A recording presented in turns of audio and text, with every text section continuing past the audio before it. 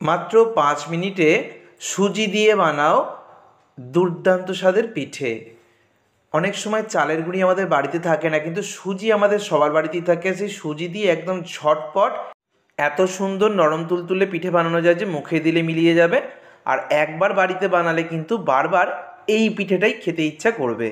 চালের গুঁড়ি না থাকলেও আর চিন্তা নেই, সুজি দিয়েই কিন্তু পিঠেটা বানাতে পারবে। পিঠে তৈরির জন্য প্রথমেই আমি খেজুর গুঁড়োর যে পাটালি তা ছোটো ছোটো করে টুকরো করে নিয়েছি, আর অল্প জল দিয়ে গুড়টাকে প্রথমে একটু গলিয়ে নেব। তারপরে আমি নারকেল অ্যাড করব। এখানে নারকেলের যে পুর সেটা তৈরি করতে হবে। তো দেখো, গুড়টা যখন ভালোভাবে গলে গেছে তখন ছোট 1 বাটি মতো নারকেল প্রথমে দিয়ে দিয়েছি। প্রথমে নারকেলের সঙ্গে গুড়টাকে পাক দেব। এখানে আমি পুরটা তৈরি করে নিচ্ছি পিঠের জন্য। তো দেখো, এখানে আমার যখন গুড়ের সঙ্গে নারকেলটা মিশে গেছে তখন আরও একটু আমি নারকেল কোড়া অল্প দিয়ে দিলাম, আর দিয়ে দিচ্ছি এখানে গুঁড়ো দুধ। এরকম নারকেলের পুর যখন তৈরি করবে পিঠে তৈরির সময় একটু গুঁড়ো দুধ আর একটু এলাচ দিয়ে দেবে, দেখবে টেস্টটা খুব ভালো আসবে। এখানে গোটা এলাচ দিলাম, এলাচের মুখটা ফাটিয়ে, এটা কিন্তু আমি পরে ফেলে দেবো এলাচ দুটোকে। তোমরা চাইলে গুঁড়ো মানে এলাচ গুঁড়ো দিতে পারো। খুব ভালো করে মিশিয়ে নিলে পুরটা রেডি হয়ে যাবে। তো দেখো, খুব সুন্দর করে মিশিয়ে নিয়েছি আর নারকেলের পুরটা আমি রেডি করে নিলাম। নারকেলের পুর আমরা সবাই বানাতে পারি, খুব সহজে আমি দেখিয়ে দিলাম। তো একটা প্লেটের মধ্যে নিয়ে নিয়েছি। এবার এদিকে আমি নিয়েছি 1 বাটি মতো সুজি। যে কোনো একটা বাটি মাপ করে সুজিটা নেবে। সুজিটাকে প্রথমে শুকনো খোলায় 2 থেকে 3 মিনিট খুব ভালো করে ভেজে নেব মিডিয়াম ফ্লেমে। তারপরে আমি ওই বাটি করেই 2 বাটি দিয়ে দেবো লিকুইড দুধ। যতটা সুজি নেবে তার ডবল নিতে হবে লিকুইড দুধ, এটা শুধু মাথায় রাখবে। আমি ওই বাটি করেই 2 বাটি লিকুইড দুধ দিলাম 1 বাটি সুজির জন্য। এবারে খুব সামান্য ঘি দিয়ে দিচ্ছি।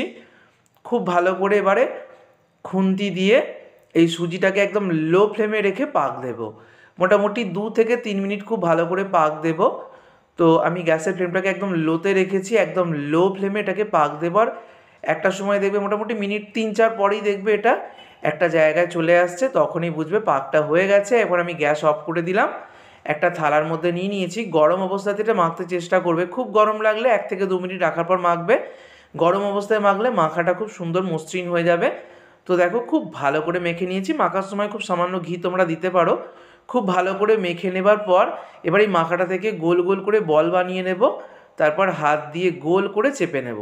দেখো, ঠিক যেরকমটা করছি চেপে নিয়েছি। এবার মাঝখানটাতে একটা আঙুলের সাহায্যে প্রেস করে বেশ কিছুটা বাটির মতো করে জায়গা করে নেব। খুব সহজ ব্যাপার। এইভাবে বাটির মতো করে জায়গা করে একটা পুর ভরার মতো জায়গা আমাকে করে নিতে হবে। দেখো, বাটির মতো করে নিয়েছি। এবারে নারকেলের যে পুরটা বানিয়ে রেখেছিলাম সেটা আমি দিয়ে দিচ্ছি। এভাবে খুব সহজেই পিঠেগুলোর শেপ আমি দিয়ে দেব। প্রত্যেকটা পিঠে এভাবে শেপ দেব। আর এদিকে একটা পাত্রের উপর জল যখন ফুটছে তার উপরে এরকম একটা ছিদ্রওয়ালা পাত্র বসিয়ে দিয়েছি। তার উপর তেল ব্রাশ করে দিলাম। তেল ব্রাশ করে দেওয়ার পর এবারে আমি একটা একটা করে পিঠে এইভাবে রেখে দিচ্ছি। দেখো, জল ফুটছে আর সেই জলের ভাবে পিঠেগুলোকে সিদ্ধ করে নিতে হবে। 5 মিনিটের মধ্যেই হয়ে যাবে। এগুলো দেওয়ার পর ঢাকা দিয়ে ঠিক 5 মিনিট আমি অপেক্ষা করবো একদম লো ফ্লেমে। একদম লো ফ্লেমে 5 মিনিট পর আমি ফিরে এলাম, আর তাতে করে কিন্তু পিঠেগুলো একদম পারফেক্টলি হয়ে যাবে। তো পিঠেগুলো সিদ্ধ হয়ে গেছে। এবার তুলে নিয়ে একদম সম্পূর্ণ ঠান্ডা করার পর তোমাদেরকে দেখাচ্ছি।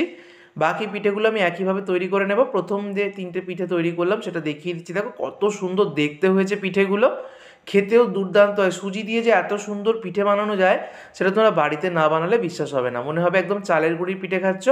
অবশ্যই বাড়িতে তৈরি করো, ভিডিওটাকে শেয়ার করো। ধন্যবাদ।